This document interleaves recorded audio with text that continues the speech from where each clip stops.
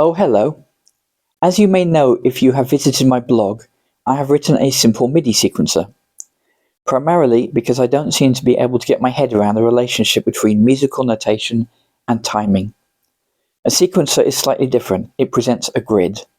Up and down the grid are the musical notes, while across the grid are intervals of time.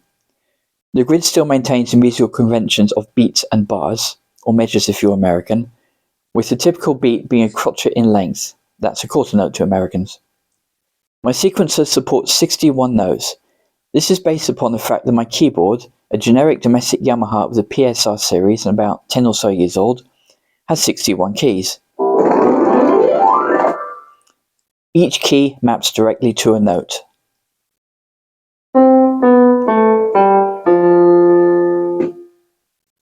Now, what I have discovered is that while a lot of instruments provide notes in the range of C2, that's the lowest note on the keyboard,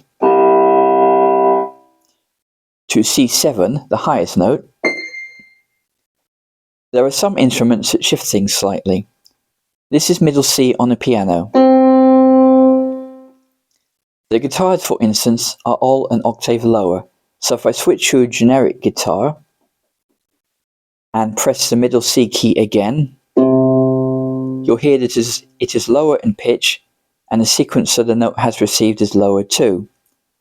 Now if I switch to acoustic bass, it is lower still, and the middle C key now outputs the lowest note possible, which means anything lower simply cannot be entered. Until now. Now there's the facility to provide an octave shift for the entire channel, to adjust the 61 notes that are supported up or down 2 octaves as required for the instrument. If I set this channel to -2 octaves, this will provide a range from C0 to C5. Selecting the input as shifted option allows the sequencer to cater for the lower notes being sent from the keyboard, which means now all these low notes will be supported. If I enter a few random notes and play them back, you'll hear that it works just fine, and it's now possible to access the range of notes provided by the bassier instruments.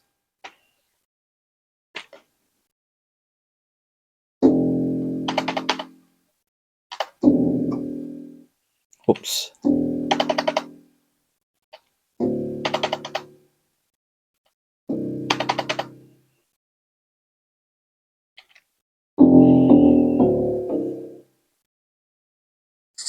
My sequencer is a work in progress, and I make numerous fixes and updates as things become necessary during my own use of it.